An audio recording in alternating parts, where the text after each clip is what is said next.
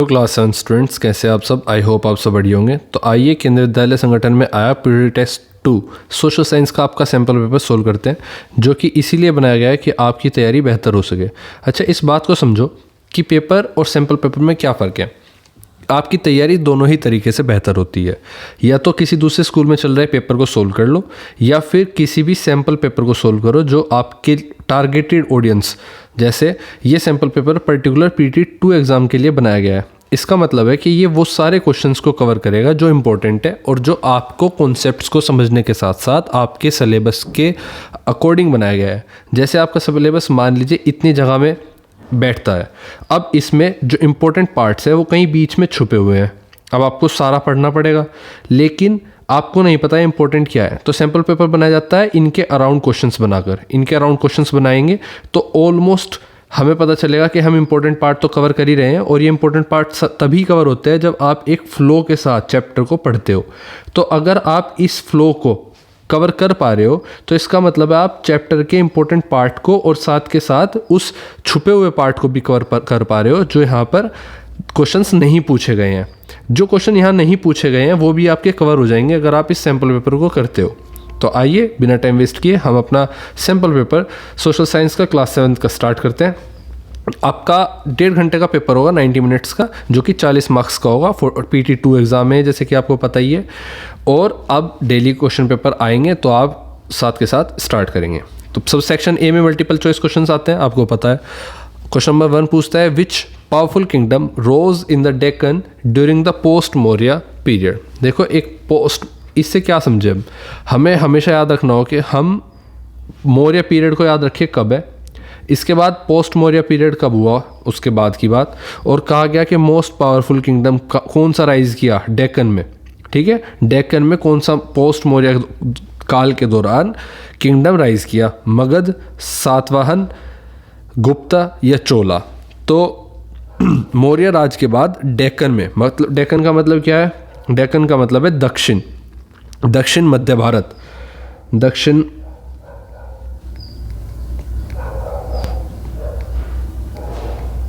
मध्य भारत। ठीक है, ये जो आपका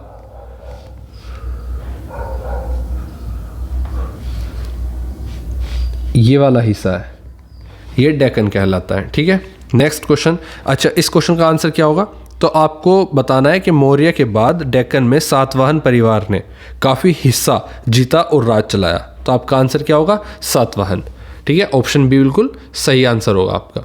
अच्छा, क्वेश्चंस के साथ मैं आपको एक और डिटेल नोट्स की जानकारी दे देता हूँ। अगर आप हमारी मेंबरशिप ज्वाइन करते हैं तो आपको मिलेगा क्या? इस पेपर की PDF विद डिटेल सॉल्यूशन, और अगर डायग्राम की ज़रूरत है तो उस PDF में आपको सारे डायग्राम्स मिल जाएंगे। जैसे SST के पेपर में आपके मैप्स होते हैं, कोई भी जगह का नाम होता है, साइंस में डायग्राम होते हैं, और आपके SST के पेपर में मैप्स होते हैं, मैथ्स के पेपर में फॉर्मूला और फिगर्स होती हैं। तो वो डिटेल सॉल्यूशन पेपर और ये PDF पेपर एक साथ ज्वाइंट करके मैं आपको प्रोवाइड करा दूंगा मेंबरशिप के अकाउंट पर। जो मेंबरशिप ज्वाइन करेगा आपको लिंक मिलेगा और उसके बाद आप PDF देख सकते हैं, डाउनलोड कर सकते हैं और प्रैक्टिस कर सकते हैं पेपर से पहले।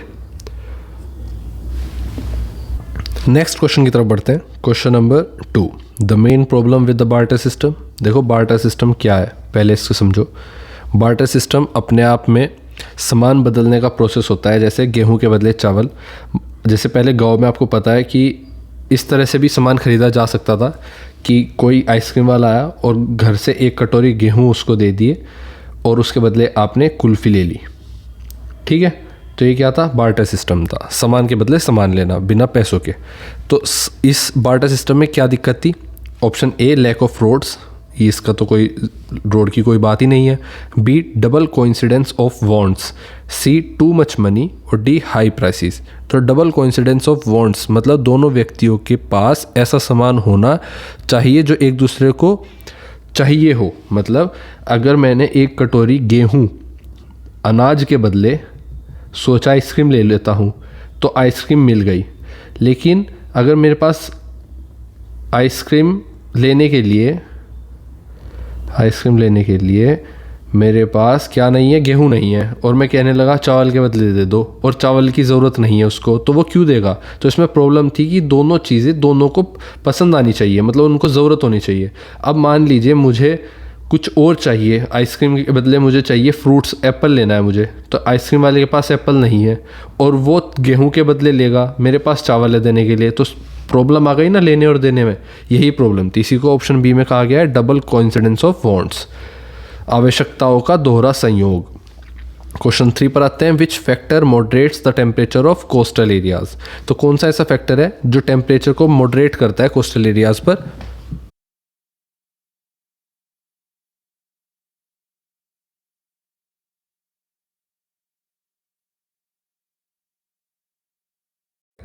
ये आपको पता होना चाहिए। देखो, प्रोक्सिमिटी टू सी ही एक ऐसा फैक्टर है जो ये मॉडरेट बनाए रखता है टेम्परेचर को।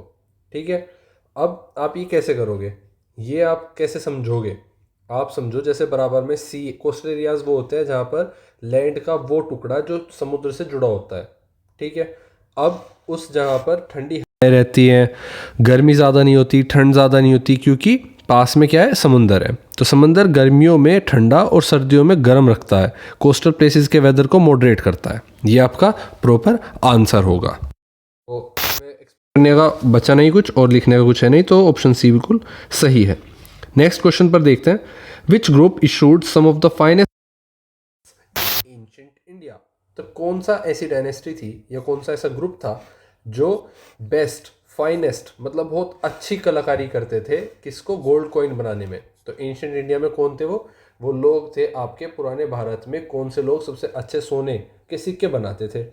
इंडो ग्रीक रूलर्स सबसे अच्छे सिक्के बनाते थे, जिसमें ग्रीक और इंडियन दोनों स्टाइल मिले होते थे। ठीक है, इंडो ग्रीक, ऑप्शन बी बिल्कुल सही होगा। Next question, who issues paper currency in India today. तो कौन इशू करता है आज के समय में भारत में कागज़ की जो मुद्रा है, जो पेपर के नोट देखते हो आप, कागज़ से बने 500 का नोट या जो 100 का नोट, ये सब कौन इशू करता है? गवर्नमेंट ऑफ इंडिया करती है, स्टेट बैंक ऑफ इंडिया करता है, रिजर्व बैंक ऑफ इंडिया या finance ministry?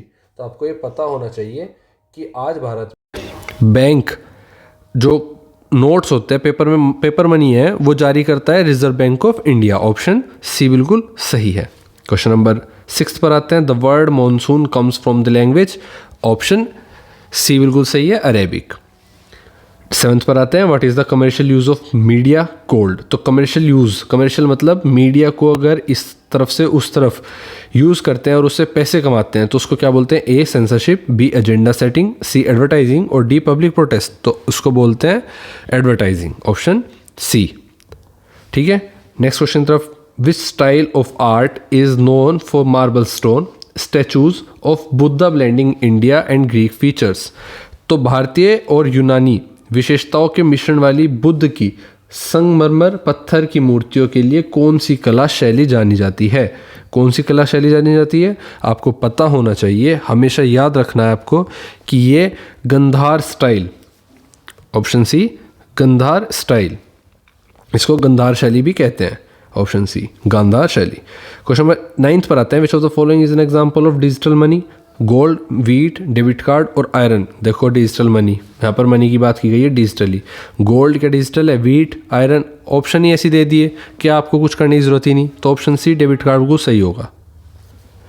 Next question, question number 10, what does public protest in a democracy show. तो जो पब्लिक प्रोटेस्ट होता है, जनता का विरोध होता है, वो क्या दर्शाता है लोकतंत्र में? Option A government complete control, की गवर्नमेंट का कंप्लीट कंट्रोल है। B people's freedom to express dissatisfaction. तो पीपल्स फ्रीडम, पीपल्स लोगों का जो असंतोष व्यक्त करने की, लोगों की जो स्वतंत्रता है वो व्यक्त करता है। मीडिया की तटस्थता मतलब मीडियाज न्यूट्रलिटी और लैक ऑफ पब्लिक इंटरेस्ट। तो आपको पता है डेमोक्रेसी में अगर लोग प्रोटेस्ट करते हैं तो वो क्या दर्शाता है? लोगों की आज़ादी, उनकी असंतुष्ट, वो किसी बात से असंतुष्ट है, ये दिखाता है। तो ऑप्शन बी बिल्कुल सही होगा। नेक्स्ट क्वेश्चन की तरफ बढ़ते हैं, section B, very short answer type question आपके सामने। क्वेश्चन नंबर 11 कहता है, why is the post Maurya period called the age of reorganisation.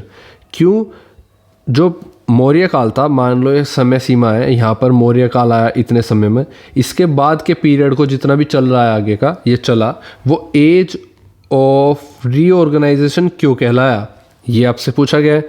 तो आइए इसको देखते हैं। तो द पोस्ट मौर्य पीरियड जो था, जिसको हम एज ऑफ रीऑर्गेनाइजेशन कहते हैं, वो इसलिए कहते हैं क्योंकि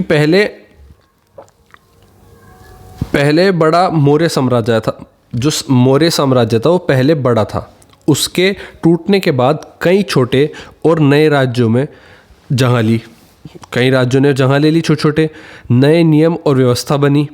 मौर्य साम्राज्य के टूटने पर राज्यों की बाउंड्रीज और परेशान जो लोग थे, समस्याएं थी, वो बढ़ गई।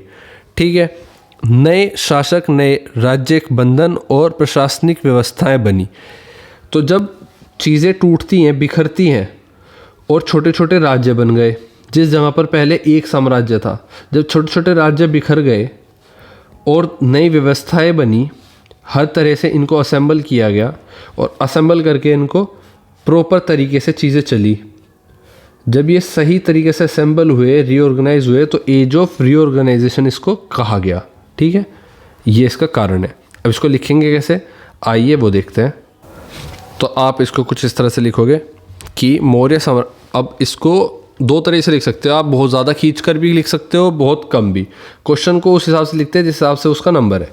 अब यहाँ पर शॉर्ट आंसर टाइप क्वेश्चन है, आपको मिलेंगे कितने नंबर, आपको मिलेंगे यहाँ पर ज़्यादा से ज़्यादा 2 नंबर, तो आप इसको ज़्यादा नहीं खींचोगे। तो post Maurya period is called the age of reorganisation because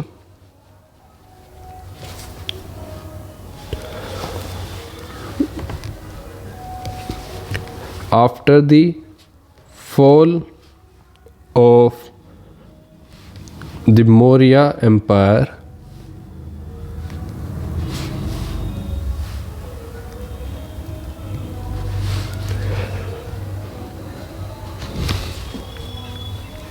many new kingdom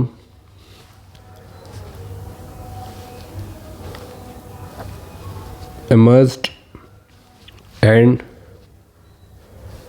existing religions were reorganized into new political units.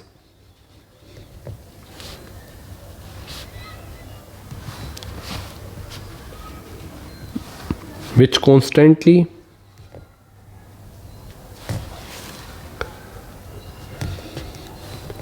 compete for power. That is why the political map of India changed greatly and people's lives were reshaped during this period. तो इसलिए कहा गया है कि ये reorganisation period था, as of reorganisation थी। Question number 12 पर आते हैं, what is meant by monsoon failure. तो मॉनसून फेलियर का क्या मतलब है, इससे आप क्या समझते हो। देखो, मॉनसून फेलियर जब साल में बारिश कम हो या ना हो, फेजल, ठीक है, जब साल में बारिश होगी ही नहीं तो फसल और पानी दोनों खतरे में आ जाते हैं। मॉनसून फेलियर मतलब बारिश एक्सपेक्टेड मात्रा से बहुत कम आना, इसे सूखा, जैसे सूखा पड़ जाता है वो कह लो, या फसलों का नुकसान होना, पानी की कमी और दाम बढ़ जाना, इसी को मॉनसून फेलियर कहते हैं। तो इसको लिखोगे कैसे, इसको लिखना होगा आपको, एक सेकेंड,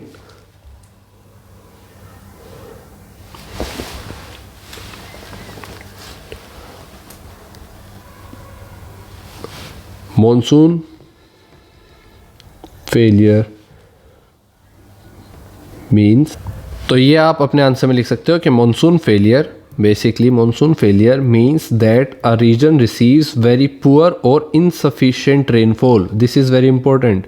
ड्यूरिंग किस समय पर, मॉनसून सीजन के समय पर, जो लीड करता है, क्या प्रॉब्लम क्रिएट करता है, such as reduced agricultural production और water scarcity, migration of people, लोग चले जाते हैं, पानी की कमी हो जाती है और एग्रीकल्चर में के प्रोडक्शन में कमी आ जाती है। फिर क्या होता है, फिर होता है प्राइस हाई, किसका, फूड आइटम्स का। तो ये पूरा आंसर आप लिख सकते हो और लिखना ही है, यही आंसर आपको लिखना है। क्वेश्चन नंबर 13 पर चलते हैं, what does the use of mother's name metronymics in Satavahana kings signify.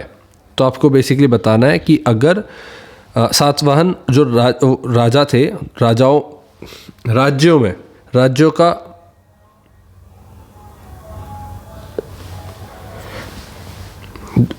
जो मदर्स नेम था सातवाहन किंग्स के लिए वो क्या सिग्निफाई करता था, सातवाहन राजाओं का माँ का नाम इस्तेमाल करना का क्या तात्पर्य था, वो क्या दर्शाता था, ये आपको बताना है। थोड़ा हिंदी शब्दों की ना मेट्रोनिमिक्स और राजाओं की माताओं का नाम लगाना राजाओं के नाम के साथ क्या दर्शाता था, ठीक है।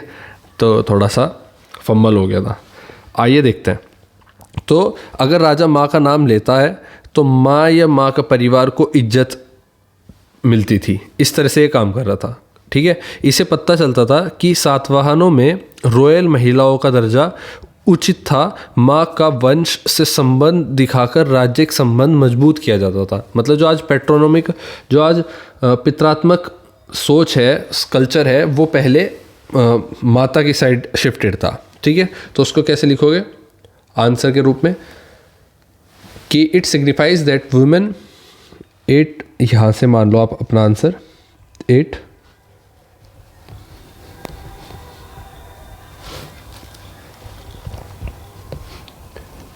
signifies that women, especially royal mothers,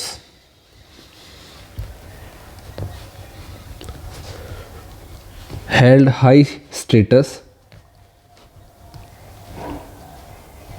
राजमाताएं जो होती थी, influence and respect in the kingdom, ठीक है। नेक्स्ट क्वेश्चन से बढ़ते हैं, क्वेश्चन नंबर 14 कहता है what is the main role of the censorship power of on media. तो सेंसरशिप जो है उसका क्या रोल है मीडिया में। तो सेंसरशिप पावर मतलब एक तरह से किसी मीडिया में कुछ चीज़ दिखाई जा रही है और कोई चीज़ गलत है, ये इसमें 3-4 पार्ट गलत है तो इसको काट दिया जाएगा। इन पार्ट को काटने को ही सेंसरशिप, किसी चीज़ को रोकने को ही सेंसरशिप कहा जाता है। तो मीडिया में इस पावर का क्या रोल है ये पूछा गया है। तो इसको आप कहेंगे कि सेंसरशिप मीडिया पर नज़र रखना है, सेंसिटिविटी या ख़तरनाक मानी गई जानकारी को रोकना या उसमें बदलाव करना ताकि राष्ट्रीय सुरक्षा या पब्लिक ऑर्डर बना रहे। अब इसको लिखो कैसे, इसको लिखते हैं हम यहाँ पर ऊपर लिख लेते हैं answer. Main role of censorship है ना, हाँ, the main role of censorship on media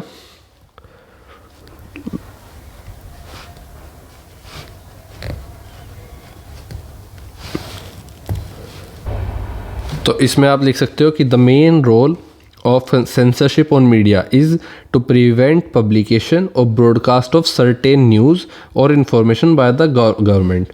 specially किसकी बात की गई है, जब वो ऐसा इशू दिखाए जो कि पब्लिक में, मतलब पब्लिक नहीं चाहती देखना, ठीक है। That does not want that issue to be made public हो, वो इशू पब्लिक में नॉर्मल ना हो जाए, इसलिए वो सेंसरशिप लगाई जाती है। क्वेश्चन नंबर सेक्शन सी पर आते हैं। Question number 15 short answer type question आपके सामने है, 4 क्वेश्चन 3-3 मार्क्स के, आई थिंक 4 क्वेश्चन, हाँ 4 क्वेश्चन है 3-3 मार्क्स के। Explain how latitude affects the climate of a region. आपको समझाना है कि जो लैटिट्यूड्स हैं ये आपकी अर्थ है, ठीक है, इस पर ये आपकी लैटिट्यूड्स हैं।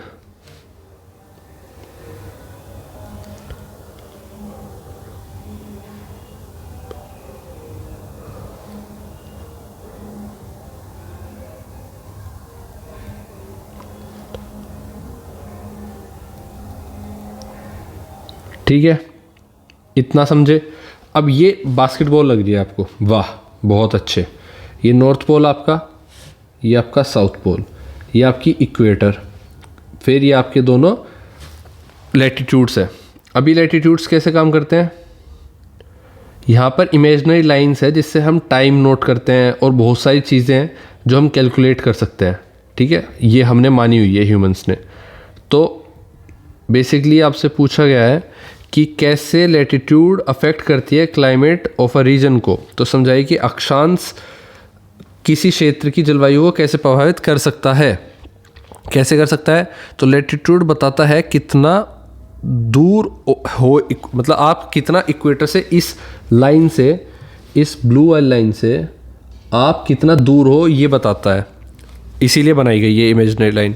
तो इक्वेटर के पास लो लैटिट्यूड, सूरज सीधा पड़ता है, ज़्यादा गर्मी होती है, ठीक है। अगर यहाँ पर इस रीजन में देखा जाए, जितने लोग रहते हैं यहाँ पर सूरज की धूप सीधी पड़ती है, तो लोग, गर्मी ज़्यादा होती है, लोगों का रंग सांवला मिलता है। तो आपने देखा होगा इंडिया में भी ये हिस्सा इसमें आता है, तो यहाँ से आपकी निकल रही है ये वाली लाइन, तो इसके अंदर आ जाती है आपकी काफ़ी सारी जगह। तो ये आपका इंडिया हो गया यहाँ पे। अब इससे टेम्परेचर का पैटर्न बनता है, ट्रॉपिक्स गर्म, पोलर रीजन ठंडे, दिल्ली और मुंबई जैसे क्षेत्र एक तरह नहीं होते क्योंकि लैटिट्यूड अलग है। तो लैटिट्यूड से ये फ़र्क पड़ता है जलवायु का। अब इसको लिखेंगे कैसे? लिखेंगे ऐसे, ऊपर आते हैं, हम इसको यहाँ पे लिख लेते हैं।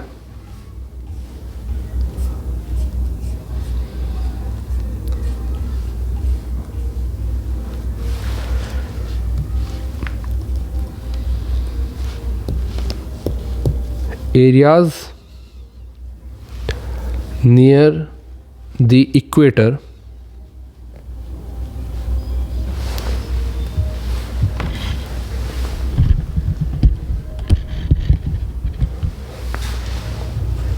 इक्वेटर मतलब लो एल्टीट्यूड,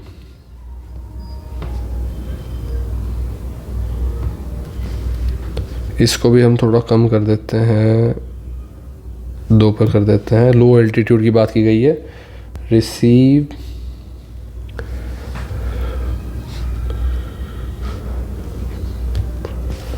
द सन रेज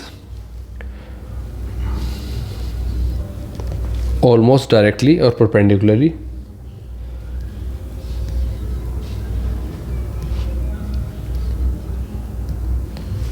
ठीक है। इसके बाद concentrating heat,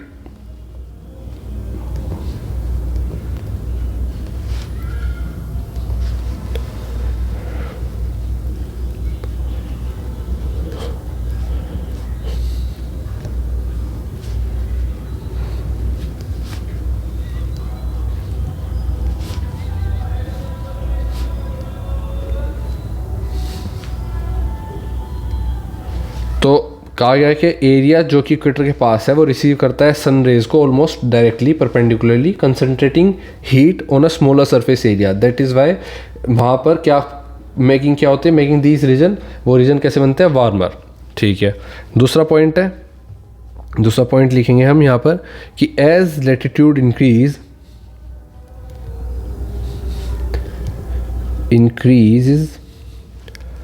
towards the pole.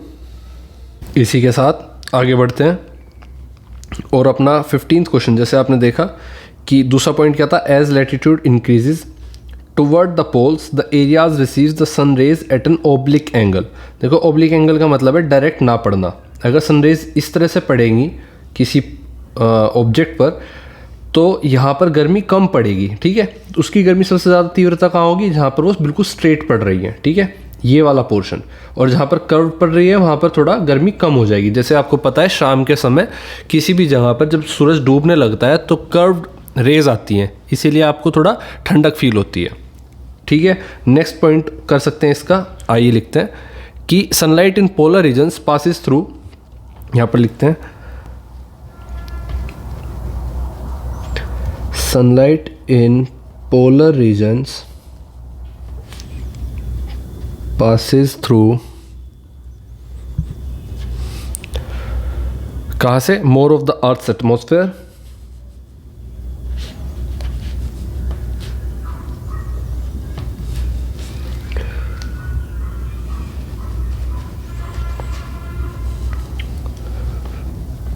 Atmosphere, और क्या कोज करता है, causing energy loss and resulting in lower temperature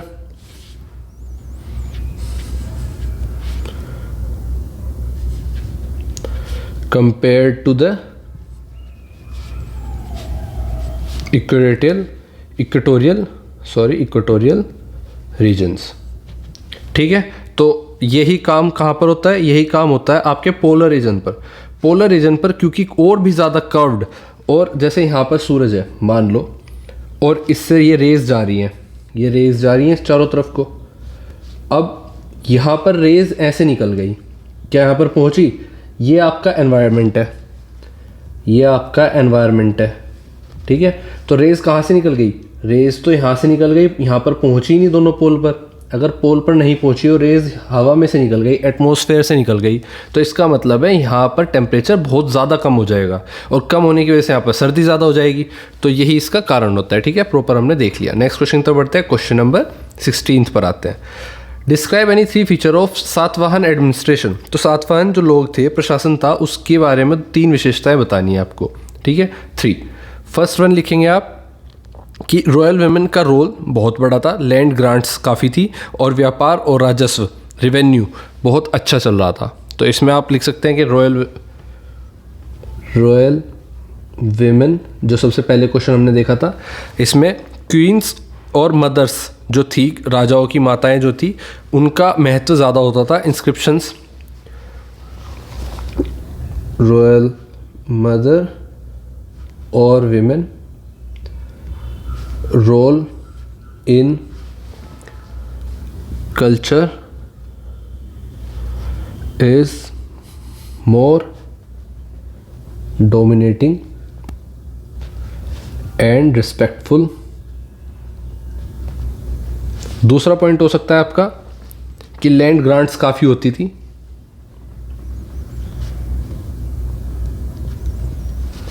land grants का मतलब है राजा धार्मिक या शिक्षा संस्थाओं को टैक्स फ्री ज़मीन देते थे, ठीक है। Tax free agricultural rulers donation बोल सकते हैं आप। बेसिकली रूलर्स ऑफन, काफ़ी ज़्यादातर, ऑफन ग्रांटेड टैक्स फ्री, बहुत इंपॉर्टेंट वर्ड है, tax free lands for temples हो गया, आपका स्कूल्स हो गए। तो क्या लिखेंगे आप लिखेंगे tax free land for agriculture, वैदिक स्कॉलर्स फॉर एग्रीकल्चर, या आप इसको इस तरह से लिखो, tax free agricultural land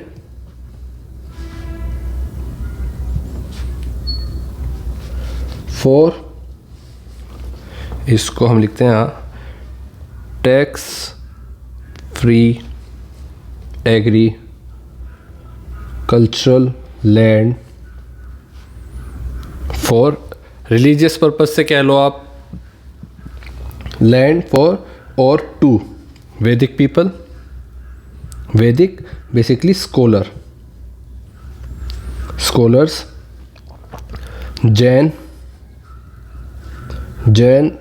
Jains, Buddhist Monks,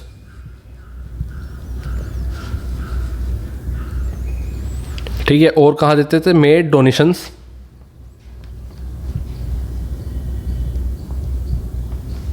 ठीक है, made donations and even perform major Vedic rituals, and even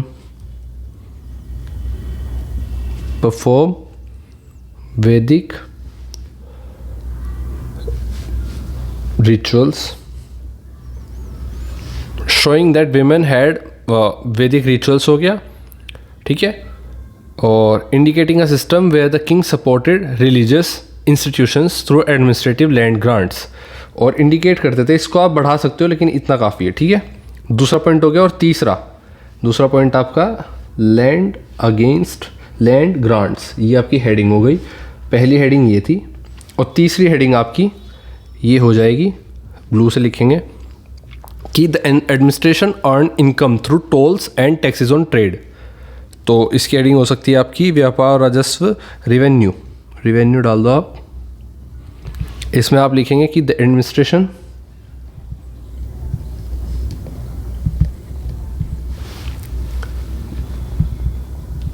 earn income through tolls and taxes on trade.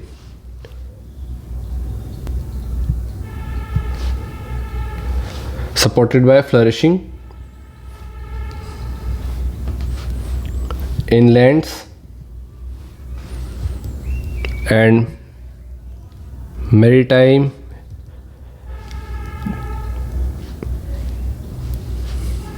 commerce across India.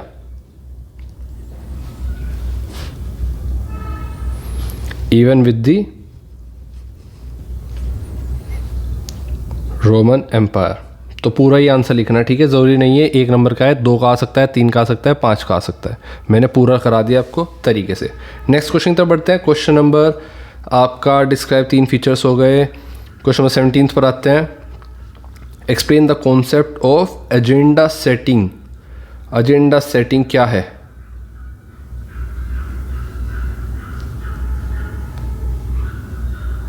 Agenda setting by the media. तो media द्वारा agenda setting की जाती है। ये की क्या अवधारणा है? इस अवधारणा का मतलब क्या है, इसको एक्सप्लेन करना है। अपना आंसर लिखते हैं यहाँ पर। तो basically the media decides which issue to highlight और इग्नोर। यही जब मीडिया ये डिसाइड करता है कि कौन सा इशू हाईलाइट करना चाहिए और कौन सा इग्नोर, ये जो माइंडसेट के साथ किया जाता है, इसी को एजेंडा कहा जाता है और ये प्री प्लान्ड होता है, ठीक है। तो आप इसमें लिख सकते हो कि जैसे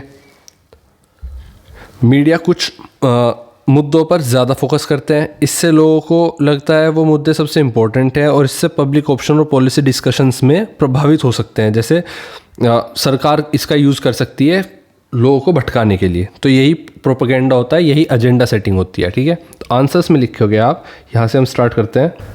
तो इस तरह से मीडिया डिसाइड करती है विच इशू टू, एक सेकेंड, विच इशू थोड़ा यहाँ पर रखते हैं, आराम से ग्रीन कर लेते हैं, हाँ, विच इशू और साइज कर लेते हैं बड़ा, टू हाईलाइट और ignore, giving more time and space to some topics. देखो होता क्या है कि जब कोई बात मीडिया बोलती है तो ऑडियंस सुनती है, ये बात समझते हो। मीडिया ने बोली, ऑडियंस ने सुनी। अब मीडिया अगर दिमाग लगाकर वही बात बोले जो सरकार को फ़ायदा पहुँचाए, तो इसका मतलब है कि ये एजेंडा है, ठीक है। तो यही एजेंडा और सेटिंग कहा जाता है। By repeatedly focusing on selected issues, अगर सेलेक्टेड इश्यूज़ पर ही बात होगी हमेशा, मीडिया शेप करेगी पब्लिक के थॉट्स को, फीलिंग्स को, डिस्कशन क्रिएट करेगी, इन्फ्लुएंस करेगी पीपल को वही सोचने पर जो वो चाहती है कि सोचे। इसको एजेंडा सेटिंग कहते हैं। और तीसरा point, the focus shapes public opinion, public का ओपिनियन बदलता है, यो प्रेशर क्रिएट करता है और गवर्नमेंट के लिए आसान हो जाता है लोगों से वो करवाना जो वो चाहते हैं, ठीक है। Coverage sets the agenda for public debate, और फिर जो पब्लिक बात करना चाहती, मतलब पब्लिक जो बात करेगी फिर वो वही बात होगी जो एजेंडा में पहले से तय थी। इसी को एजेंडा सेटिंग कहते हैं, ठीक है। नेक्स्ट क्वेश्चन तक बढ़ते हैं। क्वेश्चन नंबर 18 आपका आ गया है। नेक्स्ट क्वेश्चन, क्वेश्चन नंबर 18,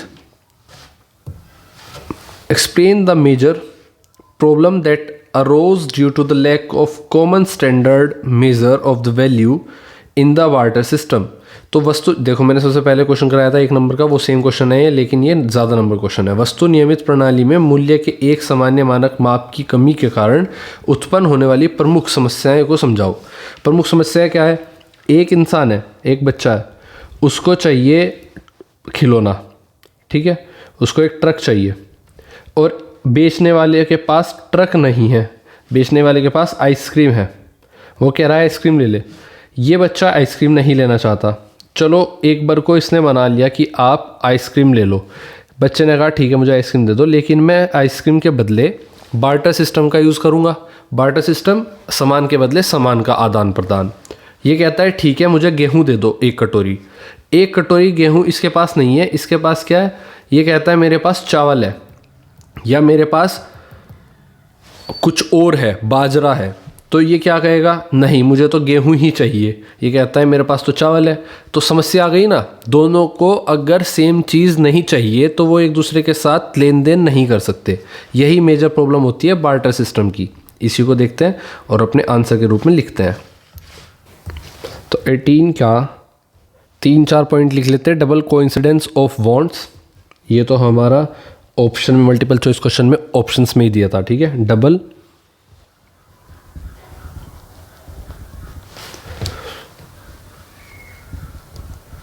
ठीक है, डबल कोइंसिडेंस ऑफ वांट्स।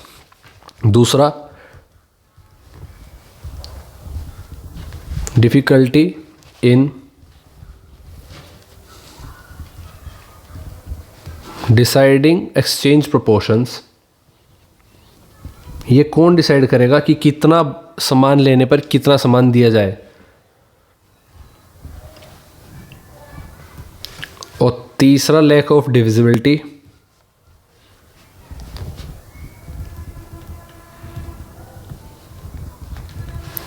चौथा, लैक ऑफ ड्यूरेबिलिटी।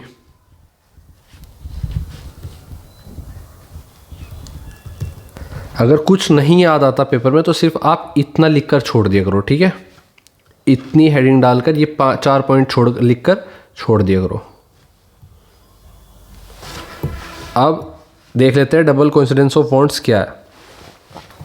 तो बेसिकली क्या देखा आपने, डबल कोइंसिडेंस में क्या होगा, people had to find someone who wanted exactly what they offered and could give exactly what they need. तो मतलब दो इंसान जिसको दोनों एक दूसरे को वो सामान दे सके जो उन दोनों को चाहिए। ये बहुत मुश्किल होता है ढूंढना ऐसा इंसान कि मैं उसको वही दे सकूं जो उसको चाहिए और मुझे उससे वो मिल जाए जो मुझे चाहिए।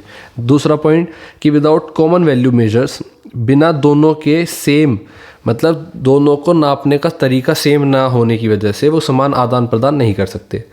कुछ सामान ऐसा है जो कट नहीं सकता, डिवाइड नहीं हो सकता, छोटा नहीं हो सकता, तो वो कैसे बटेगा। और चौथा पॉइंट है कि इस तरह का सामान ज़्यादा दिन तक स्टोर नहीं कर सकते, तो वो इम्पॉसिबल कर देता है इस चीज़ को कि वो लॉन्ग टर्म में काम किया जा सके, ठीक है।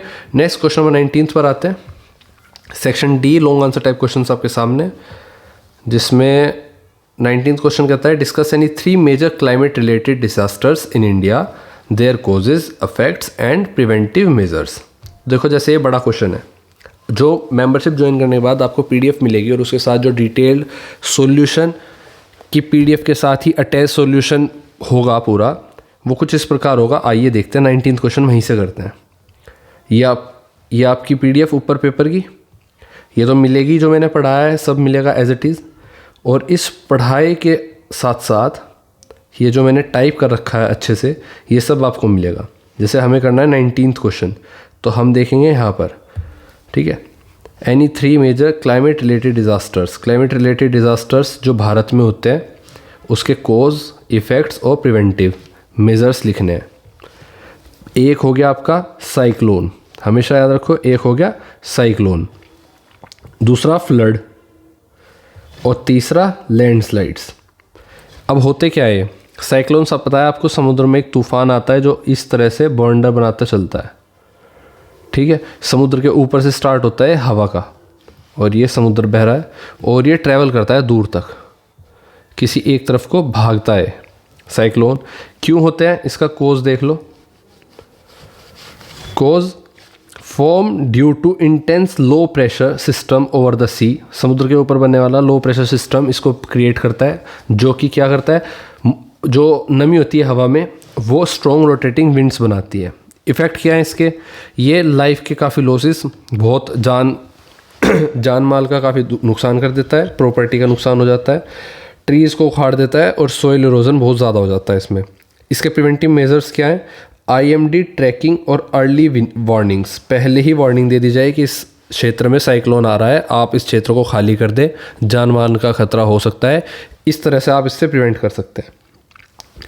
फ्लड क्यों आती है, कोज देखते हैं।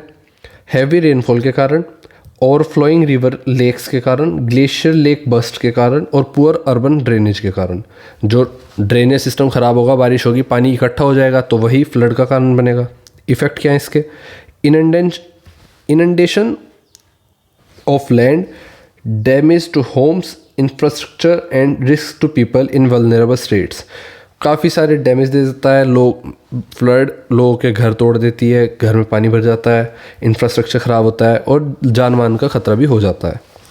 प्रिवेंटिव मेजर्स क्या है, इम्प्रूव करेंगे ड्रेनेज सिस्टम को, अवॉइड बिल्डिंग ऑन वाटरवेज पर अवॉइड करो बिल्डिंग बनाना, मॉनिटर करो रेनफॉल और ग्लेशियर लेक्स को, लैंडस्लाइड तीसरा हो गया, जो पहाड़ होते हैं उस पर से जो मिट्टी और पहाड़ के टुकड़े खिसक जाते हैं, जिसकी वजह से बहुत लोग हाईवे पर जान खो बैठते हैं, जिनके ऊपर पत्थर आकर गिर जाते हैं गाड़ी के ऊपर, वो लैंडस्लाइड्स हो गई।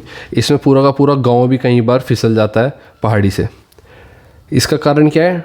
हैवी रेन्स के कारण मिट्टी कमज़ोर हो जाती है ज़मीन, और पहाड़ों की ज़मीन खिसक जाती है। अर्थक्वेक के कारण खिसक जाती है। ह्यूमन एक्टिविटीज़ लाइक डिफॉरेस्टेशन, पेड़ों को काटने के कारण, अनप्लैन्ड कंस्ट्रक्शन के कारण हो जाता है। इफ़ेक्ट क्या पड़ता है इसका? Sudden collapse of land causing destruction in hilly regions. Hilly regions में सडन डिस्ट्रक्शन होता है, स्पेशली ड्यूरिंग मानसून के सीज़न में ज़्यादा होता है। प्रिवेंटिव मेजर्स क्या हैं इसके? रिड्यूस कर, डिफॉरेस्टेशन को रिड्यूस करो, फॉलो करो प्रॉपर कंस्ट्रक्शन मेथड्स को, और मैनेज करो नेचुरल वाटर फ्लो को, तो आप इससे बच सकते हैं। फॉरेस्ट फायर्स हो सकती है, देखो 3 कहा था, कोई भी उनमें से आप इन 4 में से कोई भी एक लिख लो। फॉरेस्ट फायर क्यों होती है? ड्राई कंडीशन में होती है, सूखा पड़ जाता है, हाई विंड चलती है, और ह्यूमन केयरलेसनेस की वजह से, जैसे कोई ट्रांसफार्म में आग लग गई, कहीं कोई स्पार्क हो गया, तो उस वजह से सूखा जंगल आग पकड़ लेता है।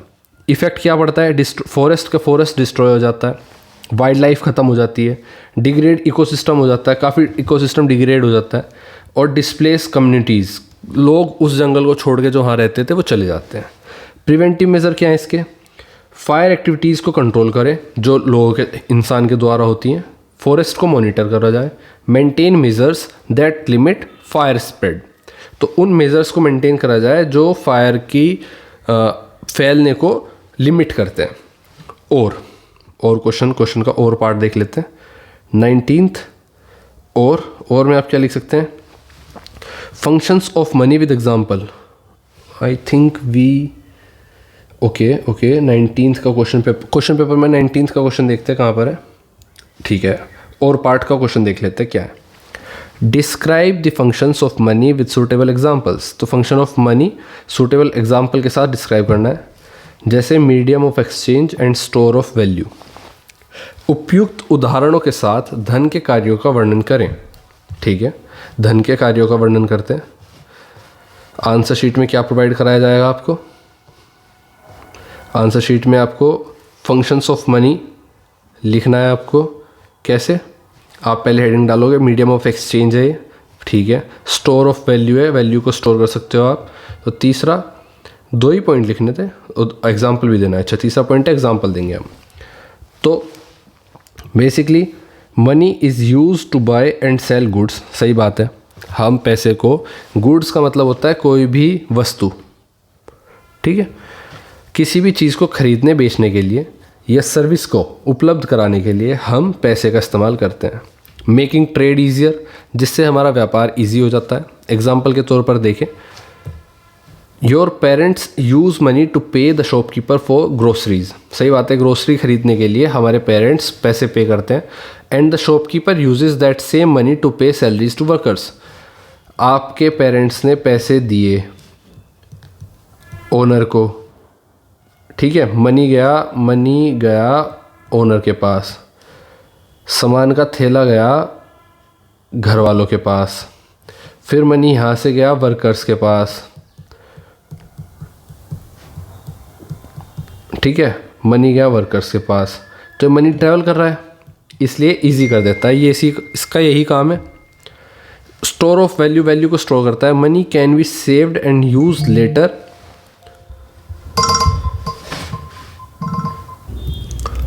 इसके बाद क्या करता है? Money can be saved and use later because it does not spoil और get damage like goods used in barter.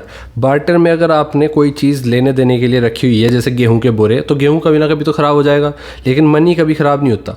Money रखा है तो वो बाद में भी आप उस वैल्यू को यूज़ कर सकते हो, तो ये स्टोर करने के लिए ईजी है।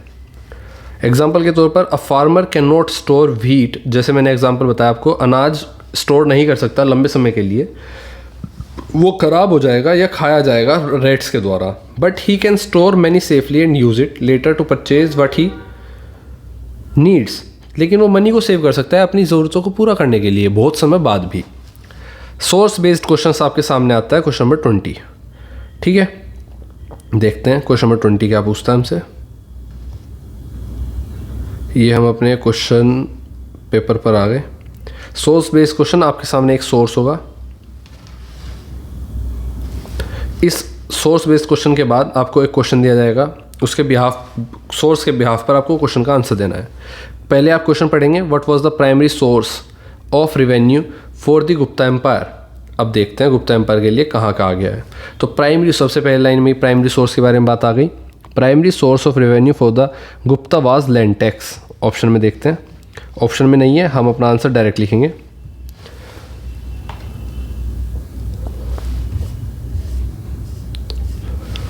प्राइमरी सोर्स आप यहाँ से लिखना स्टार्ट करोगे। Primary source of revenue for the Gupta empire is land tax. दूसरा question, name any two other sources of revenue apart from land tax. कौन से two sources of revenue apart from land tax? देखो यहाँ direct second question आ गया, other sources included fines, taxes on mines, irrigation, trade and crafts. The revenue was use for administration, ठीक है, building temples. This revenue was use for administration, ठीक है, यहाँ से पढ़ते हैं। This revenue was use for administration, maintaining the army, building temples and infrastructure and supporting scholars and artist. As we see once again, for such an empire to sustain itself, it had to promote a vibrant internal and external trade. In the Gupta era, India traded with the Mediterranean world, Southeast Asia and China, exporting textiles, spices, ivory and gemstones. The Indian Ocean trade network connected Indian ports to distant markets. One significant stop on the way to the Mediterranean market was Socotra Island, strategically located in the Arabian Sea.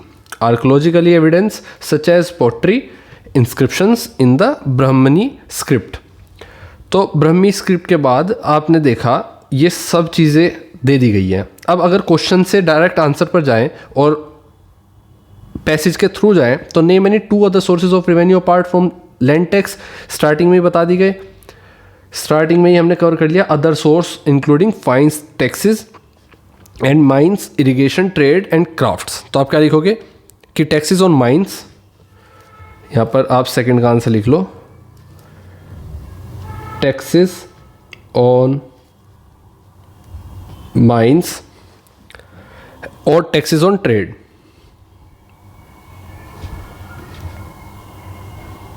ठीक है, अब third पर आते हैं, which region did India trade with during the Gupta period. अभी हमने पढ़ा कहाँ, मेडिटेरियन वर्ल्ड, मेडिटेरियन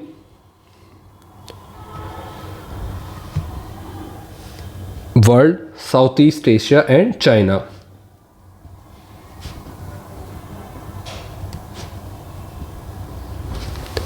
ठीक है, इसके साथ फोर्थ क्वेश्चन पर आते हैं। Why was Socotra Island an important stop in the Indian Ocean trade network? तो जैसे कि अभी देखा कि सोकोत्रा समुद्री रास्ते में एक ऐसा स्टेशन जहाँ शिप्स रुकती थी, ये कौन सा था? Socotra island. यहाँ एक स्ट्रेटेजिक स्टॉप था, शिप्स इंडिया से मेडिटेरेनियन सी था उसकी तरफ जा सकती थी और मेडिटेरियन को जाते वक्त यहाँ रुक कर सफ़र आसान करते थे। ठीक है, इसको आप लिखोगे इट ले एट, ब्लू से लिखते हैं, फोर्थ का आंसर यहाँ से, it lay at a strategic point on the Indian ocean route linking Indian port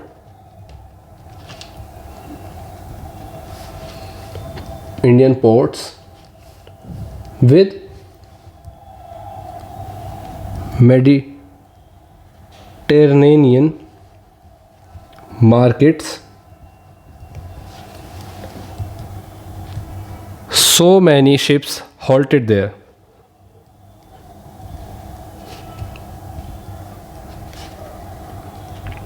ठीक है, क्वेश्चन नंबर 5 पर आता है। What archaeological evidence shows the presence of Indian traders on Socotra island. तो आर्कियोलॉजिकल एविडेंस क्या show करते हैं इस आइलैंड पर? तो पोट्री इंस्क्रिप्शंस इन ब्रह्मी स्क्रिप्ट, जैसे कि देखा हमने आंसर में, अभी हमने पढ़ा था पैसेज में, पोट्री इंस्क्रिप्शंस दैट जो हमें मिले इंस्क्रिप्शंस कहाँ पर, इन ब्रह्मी स्क्रिप्ट्स और design such as Buddhist stupas found on the island. यहां से हमें पता चला। Section E map based question है। On an outline map of India mark the following. ये आपको मैप ऑफ इंडिया में बताना है। मौसिनराम, या शायद मैं प्रोनाउंस गलत कर रहा हूँ इसको। और दूसरा reason influence by the Kushanas in north west India. Third western Ghats और विदिशा। देखो जो आप पीडीएफ लोगे बाद में प्रैक्टिस करने के लिए भी, जो मैं सॉल्यूशन प्रोवाइड कर रहा हूँ पीडीएफ में, उसमें आपको प्रॉपर मैप पर मिलेगा जिससे कि आप बाद में भी याद कर पाओ और बाकी चीज़ प्रैक्टिस कर पाओ। तो आपको पेपर में इस तरह का मैप मिलेगा। ये कुशानाज का एरिया है 1, विदिशा ये रहा 2, मौसिनराम ये रहा 3, 4 वेस्टर्न घाट्स ये रहे ग्रीन कलर के, ठीक है, और बे ऑफ बंगाल इस तरफ, अरेबियन सी इस तरफ, इंडियन ओशन नीचे। इस तरह से आप याद करोगे, ठीक है। और इस पेपर को पाने के लिए आपको मेंबरशिप ज्वाइन करनी होगी। और 1 टाइम मेंबरशिप है, तो आप एक बार ज्वाइन करो, उसके बाद हर बार सारी क्लासेस के पीडीएफ आपको मिलते रहेंगे। और ये जो मेरा लिखा हुआ है ये सब भी आपको मिलेगा। मिलते हैं आपसे आपकी क्लास के नेक्स्ट क्वेश्चन पेपर को सोल्व करते हुए। क्लास 7 स्टूडेंट्स, आई होप आप अच्छे से तैयारी करोगे और पेपर में बेहतर परफॉर्म करोगे। मिलते हैं आपसे आपकी क्लास के नेक्स्ट क्वेश्चन पेपर को सोल्व करते हुए। बाय दोस्तों।